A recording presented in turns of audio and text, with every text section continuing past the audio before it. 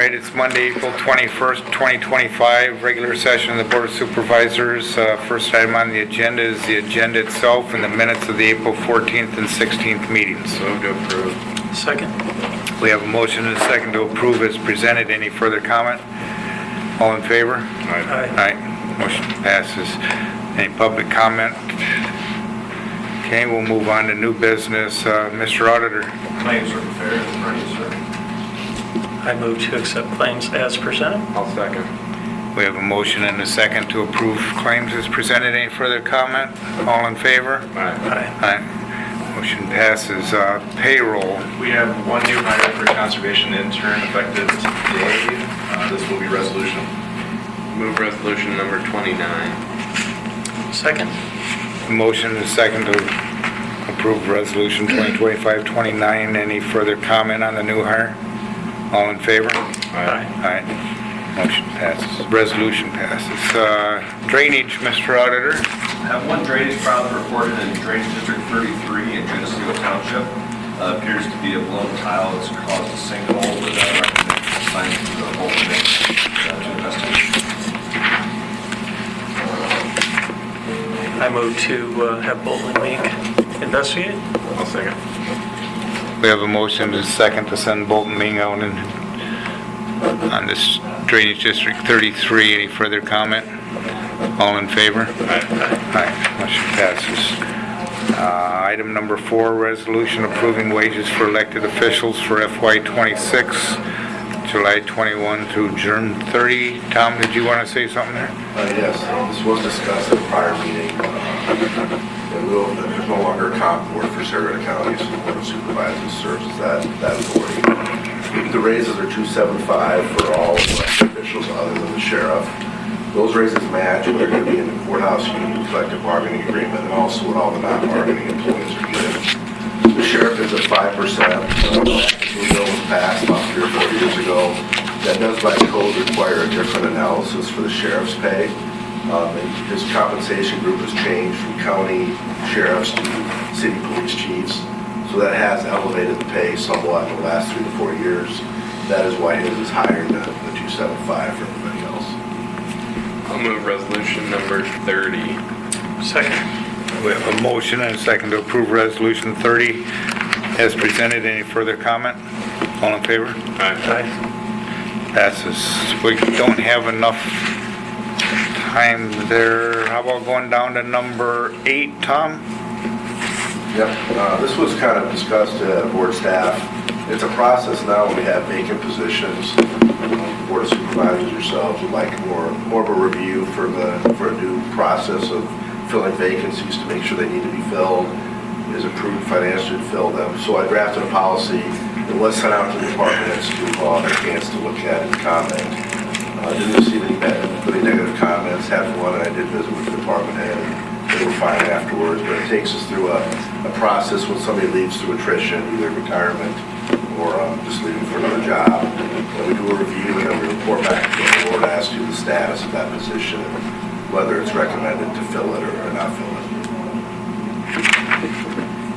I move to approve the policy as presented. I'll second. We have a motion and a second to approve as presented. Any further comment?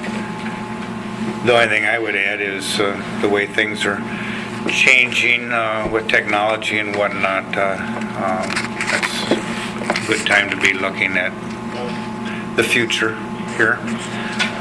All in favor? Aye. Motion passes. Let's see. About item number 9, the driveway request for Krogman property. So this is a dual entrance. It's 2 different streets adjacent to the property. The street that the driveway's on now is a narrow street on the south side. And they were going to pave pretty much the entire lawn, essentially have areas to park in there. And it would actually be safer for them to leave onto the main street other than the narrow street that they enter from. So I didn't have any problem having both interested on this project. I went and looked at it and I'm in agreement, so I would move to approve.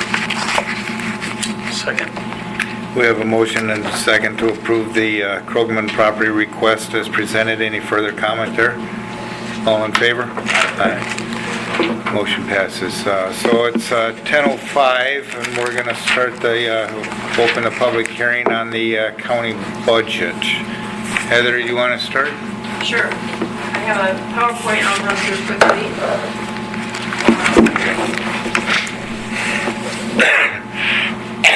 Let's see here.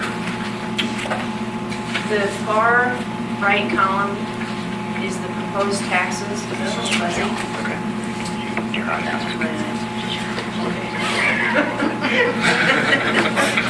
Your eyes. On the far right, you can see the countywide levy is going to $5.33. It's about a 1.25 cent drop from the current year. And in the middle section is the rural levy, $3.26, and that is about 3.25 cent drop from the current year as well. The bottom section is just detail of what comprises the countywide levy. And I have some handouts with all of this if you want them later. This is just the same information. I put it into a graph, and so you can see the changes over time. The blue bar is what everybody pays in the county. The yellow bar is the rural, and so the green would be, if you're a rural taxpayer, that's what you pay is the green. You pay both the countywide and the rural together. So you can see over time how it has gradually decreased. And again, same interpretation of the previous graph. Our revenues for next year, 51% is what we're planning to bring in for property taxes. The next largest source would be our intergovernmental revenues, 27%, and that is comprised of any money we receive from another government, whether it be federal, state, or local governments. And then our other county taxes are 9%. Those are local options, sales tax, hotel, motel tax, and also the utility tax replacement. In our expenditures for next year, we're budgeted 29% of all expenditures will be in our public safety and legal services. That is the sheriff's department, admin, jail, dispatch, patrol, and also our attorney's department. And the next largest piece of the pie would be roads and transportation, 20%. And then after that, looks like physical health and social services, which a large majority of that would be our public health department. Capital projects, just comparing current year to next year. So you can see our secondary roads, that's increasing $500,000. And then we have other capital projects, which we spend out of our capital project fund, a variety of projects. And if you want a detailed listing, I can get that for you. Our debt service levy, this is the last year for fiscal year 26 this is the law enforcement center. And we will be levying 24.7 cents per thousand. This is taxes collected in Cerro Gordo County, which authority takes what percent. So you can see the blue section is the schools. They take just shy of 39%. Cities is the red section, 32%, and the county is the green section, almost 22%. And if you, let's see, this same information, I'm just showing it over the last 5 years of how the taxes have changed by authority. And if you live in the city of Mason City, this is where your tax dollars go. 16% of your dollars would go to the county, 42% to the city of Mason City, and 37% to the school. And if you live in the rural area, and this is Portland Township, I chose that because that's where I live, 37% would go to the county. The school, Basin City School, if you're in that school district, would take 55%. And this is how our tax levies have changed since 2008. And I've compared us with the 5 counties below us and above us in population. So the countywide is the blue section, which everybody pays. If you're a rural taxpayer, you would pay the yellow in addition. You can see how ours have, the levy rate has dropped over time. And just some miscellaneous facts about the county. This is 2003 compared to 2004. And again, I have this information in a packet if you want that afterwards.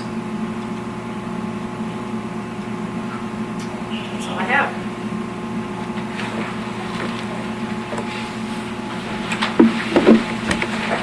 Thanks, Heather. Sure. Anybody care to speak at the public hearing here? Seeing none, I would make a motion to close this portion of the public hearing. Second. Motion and a second to close this portion of the public hearing. Any further comment? All in favor? Aye. Aye. I'd move resolution number 31, approving the upcoming budget. Second. We have a motion and a second to approve resolution 31 on the budget. Any further comment? All in favor? Aye. Aye. Thanks, Heather. Yeah. You always do a great job. Yes, you do. So, let's see, it's 10:12, we got a couple minutes here. I think this one might take, how about Ken? So this is a motion to allow the Director of IT to sign the quote from Fortra for our document management, for a new document management system. We currently use a system called PaperVision. It has been, a few years ago, was acquired by another company. We've seen the service drop off, the quality of it, and it doesn't have the features that we need to move things forward. We looked at multiple systems. Some of them were as high as $70,000 a year. Most of them tend to be in the $30,000 to $40,000 range. This one is pretty full featured, but it would be about 18 to 20 a year. It's the first year has some services included in it, but basically this is a budgeted, planned and budgeted, but just looking for that to be able to move forward with it. I move to let you sign the agreement with this service. And I'll second. Motion and a second to sign the agreement with the IT director and the document management system. Any further comment? All in favor? Aye. Aye. Motion passes. Michelle, you got some dock permits? Yep, Dock 53 on Ash Street and 57 on Hill Street. They've all submitted their required certificates of liability, boat registrations, and the appropriate filing fees. Move to approve as presented. Second. We have a motion and a second to approve the dock permits as presented. Any further comment? All in favor? Aye. Motion passes. Brandon, can you fill in a little bit and we'll go back and forth with you? That's going to take a little longer. Sorry. I think. Sure. So what we're working on right now is getting dust controls underway, especially with this moisture we have out there. It's a good time for us to really get dug into those and get them prepared for dust controls. That's our main concern right now. We don't have all of the official documents to us, but we have some people that perpetually get them, so we try and go out there and preemptively get all those done. Besides that, I have a pre-construction meeting coming up in the next week or so for our vine paving project. That 4 miles of paving we have going on over there. So You got that a should be done. start date on that tentatively? I will as soon as, they're saying early May. Okay. So they want to get it done so it doesn't obviously interrupt harvest at all, and get it done. It should be relatively quick, so it shouldn't mess up lining too much either. So, other than that, the Drainage District #1 project that crossed B30 south of the lake, they got that closed, and we reopened it shortly, and then we closed it again and got the road patched back in and it's back open again. So that shouldn't be hopefully B30 won't be interrupted anymore for anything for a little while. Okay, we'll hold it there for a minute, Brandon, and we'll slide up to our, open the 10:15 public hearing on the change of zone for sheriff. Anybody care to speak to this, Tom? I don't believe anybody here is here for sheriffs now. So Levi was sent to sheriff, put an application to change the zone from A1 to A2. They're buying a parcel from their parents, and they are engaged in farming also. So the parcel will be 9.78 acres. And as you can see from one of the attachments, it's on the corner of Lark and 100th Street. It all fits within the comprehensive plan, and the zoning is appropriate, so we recommend approval. P&Z also recommended approval 5-0. I'd move to close this portion of the public hearing unless somebody else wants to speak. I move to pass resolution, Can you get a second? or second for that, yes. Okay. We have a motion and a second to close the public hearing. All in favor? Aye. Aye. Now I move to accept resolution 2025-32. I'll second that resolution. We have a motion and a second to approve resolution 32. All in favor? Aye. Aye. All right, let's pick up item number 10 here, the Northern Natural Gas Company on the Opelman property. So that one, they're trying to, it's not going to be as big, large scale as the installation in front of Target, but it's that idea, the pipes can come out of the ground, they're going to have gauges, they're going to have a little building out there. So it's just a required item that they have to have on their pipeline. And they're required a certain distance apart on the pipeline, and this is where it fell out for them. So they want a small driveway and a large driveway out there. It's going to help them with construction, and if there's an incident in the future for emergency management or emergency responders to be able to get in there. So it is not in the best place in the world for a driveway. I may have to put some hidden entrance signs up just to make people aware that there's one coming up, but it will be a relatively lower use. I mean, it's not going to have stuff going in and out constantly. So in my opinion, just for what it's for, I'd be okay with that driveway going forward. I got the impression that engineering wasn't in favor of it originally. It wasn't, but when I talked to them about what the site was and how often it was going to be used and just kind of what it was for, I think for what it is, I'm fine with it.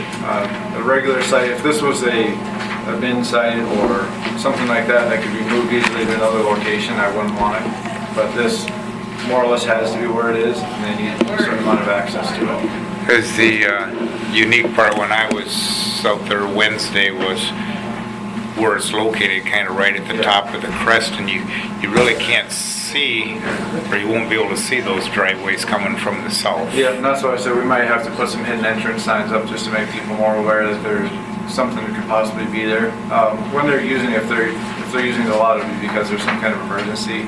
And the larger vehicles that'll be out there should be able to be seen ahead of time to be able to, somebody to be able to get stopped and avoid hitting them. So was there a reason on the second driveway? It's like I said, it's if something happens out there, they need to be able to get the right side of their equipment in there to stop the disaster from happening in that location. If they have to cap a pipe or fight a fire or whatever, they just need to be able to get in there quickly. Is there a way to draft in the agreement in the event it becomes an issue or whatnot, we need additional signage that they would shoulder the burden for that signage? Yeah, I could definitely request. I mean, I'm just curious if it becomes an issue and let's say we need to have an a flashing light that has a solar panel and would they be agreeable to shoulder that cost in the event? I bet they will. I mean, that's, and I'm not saying we have to do that, but I would like that option if we could. Good idea. Yep, that's a good idea. I'll definitely talk to them about it. So if we did that in agreement, I mean, do we want to bring it back? Yeah, why Do not we- bring it do back we- to you? I don't know what you guys think. Is it conditional towards that? Yeah, you could conditionally say if they agree to support That's- future signage. Correct me if I'm wrong, but didn't they want to get started on that this week?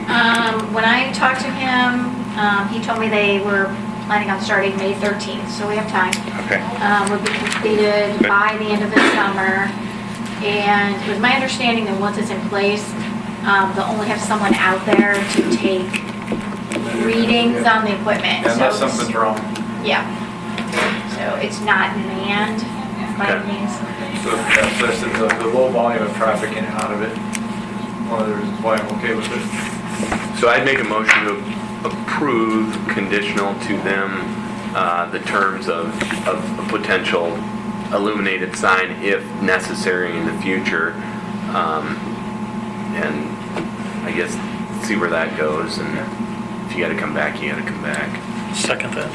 Motion and a second to approve conditionally the driveway request for item number 10 is presented. Any further comment? Seeing none, all in favor? Aye. Aye.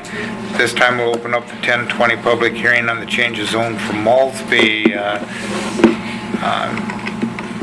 Ms. Arthur, would you like to address? Thank you. Good morning. Jacqueline Arthur with the Laird Law Firm, 11 4th Street Northeast here in Mason City. Scott Malsby's here this morning. Frank Hannick, who'll be the contractor on the potential build.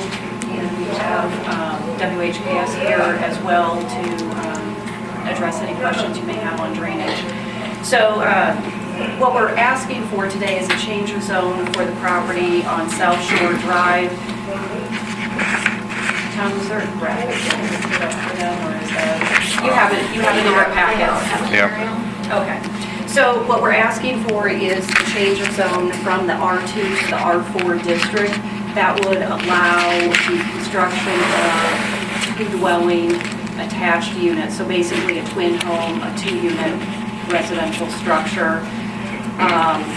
The R4 district is the only district in the county under its current ordinances that allow attached dwellings, so that's why we need to go to R4. Rezoning would allow that construction, and what the plans are proposed before you would be the construction of two twin home buildings, so for a total of 4 residential units. This would be quality construction. Hannick Construction's been in the business for decades. They do good work. It would be in keeping with the character and nature of the neighborhood. I'm sure all of you are familiar with this location. It's immediately west of the condominium project that was approved a few years ago that allowed 6 units in 2 buildings to go in immediately to the east of this. To the west is a storage condo, and then transitions to single-family homes. Immediately west is some single-family homes, storage condos, and then more single-family homes. There's single-family homes to the south. North would be the Belt Harbor development, which is a mixture of condominiums and full-time and seasonal cottages, very dense development north of this site. We're contemplating that these would be owner-occupied residences or long-term rentals. We're not contemplating any type of Verbo, Airbnb, short rentals. Access to the 2 buildings would be by 2 separate driveways. One driveway to serve the north building would be on to South Shore Drive. The second driveway would come in from the south using a private shared drive that's just east of the 6-unit condo complex and just west of the Malsby Marine property. That private drive goes south, then heads west, and it serves a number of properties, and that's how the south twin home would be accessed. Water would be provided by a shared well for the 4 units that would be located in compliance with the county ordinances. And then it would be served by the Clear Lake Sanitary District with a connection to the district's infrastructure as allowed by the district. You have the staff report in front of you, which focused a lot on the new comprehensive plan that the county adopted a year ago. And what I'd like to just talk about is the density of our project compared to the character of the neighborhood. This parcel is just under 36,600 square feet. So you've got 0.84 acres. So when you put 4 units on there, you have an excess of 9,000 square feet per unit, which is well in excess of the requirements of the R4 district. It's very much in keeping with the density that is already there in the neighborhood. The density of the Belt Harbor development is much more dense, meaning you have more units on smaller footprints. So we're maintaining the character of the neighborhood. We're not intensifying the density. Try to say that a couple times fast. Intensifying the density by this build out. So our comp plan that was adopted last year has a bunch of guiding principles in it. One is the future land use map, which our staff report spent some time on, and the land use map targets south of South Shore Drive for rural estate. And as we presented to the Planning and Zoning Commission, we spent a lot of time on the concept of rural estate and the comprehensive plan and what that map purpose is and what the intention is. I'd just like to provide some citations from the comp plan that fully support this change of zone this morning. On page 46 of our comp plan, talks about smart planning principles, one of which is revitalization. That's promoting investment in established areas with existing capital assets rather than solely at the fringe. So this area of the county is not at the fringe of our development. It is right within a practically fully developed area of the county. It's continuing to respect the character of the surrounding neighborhoods, as I talked about, the density, the quality of the construction, the 6 units to the east, transitioning to single family to the west. This is in keeping with the character of this neighborhood, our proposed zone change and build out. Other planning principles, housing diversity, allows another housing type to be on the market. In addition to single family homes, the twin home attached dwellings, helps use a high cost piece of land for 4 units, spreads that high cost land among 4 units, brings the housing price down, allows for more consumers to be able to afford housing in this area. I have a quick question, sir. Any objection from planning and zoning? 100% unanimous recommendation. Any other objections, written, verbal? How many? Sure, we received one email, and our concern really was traffic on South Shore Okay. from the development. Otherwise, we had one person attend the meeting, and from Bell Harbor, I don't know if he really articulated exactly, he just was there and Okay. kind of spoke. I mean, last time we went through this, there was a little bit bigger objection, and I'm just curious in this particular instance if there was. Thank you. So we had one person attend, Paul Erickson. He actually lives on Dove Circle. And Mr. Erickson had been vocal for the snow change of zone a few years ago, and it's drainage. We tried to be proactive bringing this before you today by having the drainage study done in advance. We've designed the infrastructure for the site to handle the water, to not intensify. The result is a zero impact on existing drainage with the infrastructure that would be required with this build out. And planning and zoning was comfortable with the drainage that was presented, my understanding. Yes. Yeah. Yes. If I can just read where you're going, sit down, shut up, and let you guys. No, not at all. I would just want to make one point. I just see your pile of notes. So. I can abbreviate. I just want to make one comment for the record, and that is that you do have this land use map, but a land use map, a comprehensive plan, is not to be the rigid guide. So just because it says real estate, you look at each case individually before you, and we have documented at P&Z in those minutes this morning that this proposal, this project is good for the area, it's in keeping with the neighborhood, it's a great build out. As we articulated a few years ago, we're transitioning from that commercial Malsby property to 6 units down to 4 units, and then you have single family going from there. So it presents and fills in that gap nicely. We're asking that you approve the change of zone. We do have a zoning agreement as part of our package that assures you no more than 4 units. The assures you no short-term rentals, and also assures you that we have to build it in compliance with the drainage study. And obviously, all those documents additional will be submitted with the official record, and we'll have that on file, assuming it would pass, so. Yep. We're here for any questions that you have. Anybody else care to speak at this time? If not, I'll move to close this portion of the public hearing. Second?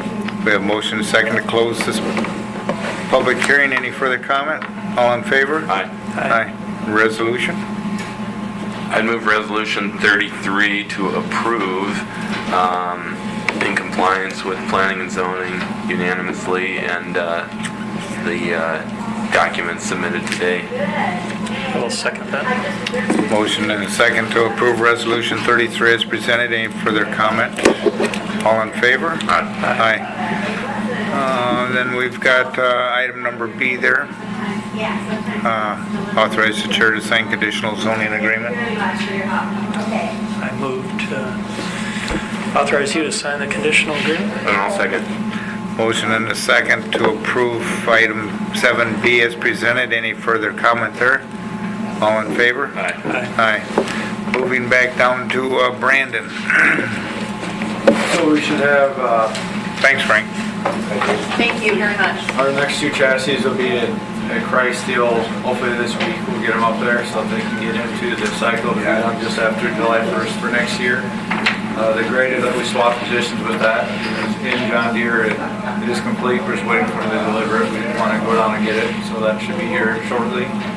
On the equipment side, the only thing we have down right now is one of our graders was having a hitch in its circle. It was going to turn to moldboard, and we discovered it needed to get rebuilt, so that's down right now, getting taken apart so we can build it back. So it's not a huge deal. He's using the backup right now, so it's not affecting the grading or anything going on. We're just going to do some maintenance on that circle. But other than that, we don't have any huge plans. The main thing is signing them up is getting the dust controls ready to go. We have two others we spoke about, fairgrounds in particular.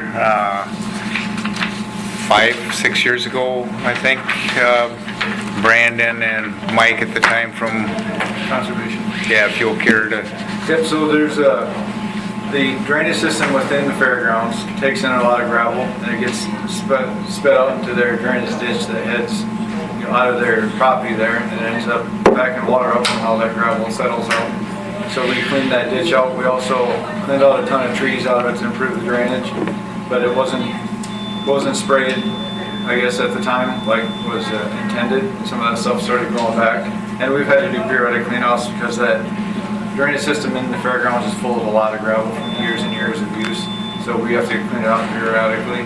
So I guess it would be my intention to go in there with the help of Josh to clear out that drainage ditch again to help the drainage in the fairground be restored. that's in the northwest corner by the water tower. And was a request they asked when I visited with Brandon. Josh said it'd probably take him a couple hours on the brush. He's got that new cutter, but this time Josh's recommendation was to spray it so that this doesn't come back in 5 or 10 years. And I'm not sure what you had in the back part, but Yeah, I haven't gone out there to see how bad it is again, but usually it doesn't take us more than a couple hours to get it. I mean, because the first time it took forever, but we've kept up with it a couple of times since then, so it's not so bad. But if we just keep hitting it, then it won't get to a point where the Baxter system won't be so bad again. fine. And then Lumen was the other one? Yep, so Lumen Serve, that's the people that can kind of do this full service for that tower. And I guess my recommendation for the board is for us to get together with anybody associated with that tower and come up with an official plan that we move forward with and getting that tower kind of updated. I thought you had the final plan ready to present. I do have it, but I didn't know if I could present it without a specific item for it. So it's the same exact one that I sent to you guys, but I really what I need is we need to pick a direction as to who's going to foot the bill for this thing in the end. My recommendation, as always, is going to be go with the slightly more expensive option and either pay for it up front from us or pay the $500 a month for them to own the equipment, but then be kind of tied in for quite a long time with them. This is the tower out by the law enforcement We center. pay about $26,000 for all the upgraded equipment on that tower. Then we don't have to pay, I think it's like $280 a month with them in perpetuity, and they'll do all the inspections, documentation, and FAA submittals that are required. And we wouldn't have to worry about it anymore. So, I mean, that would be my best recommendation. The problem is, like I said, we gotta figure out who's gonna foot the bill for that monthly charge going forward, because it's gonna be perpetual. And the sheriff was fine with it after speaking with him the other day, but I don't, you must, is that ham radio? And, well, they're not even using it, so who else is on it? Yes. Radio station is. Yes, the Iowa radio station, it's the fire siren, it connects them all together, yep, and the pager system for the fire departments is on it. Okay. Anything else, Brandon? No, like I said, that's just encouraging us to get together with anybody associated with the tower and just hash out what's gonna happen with that moving forward. I do say that guys, Lumensurf can offer that 10% discount only for a couple more weeks, and then they're gonna be out of the equipment to be able to give us that price. Want to bring it back to us next week? Sure, yeah. Okay. You got anything else for Brandon? All right. Correspondence, communication, announcements. Move to adjourn.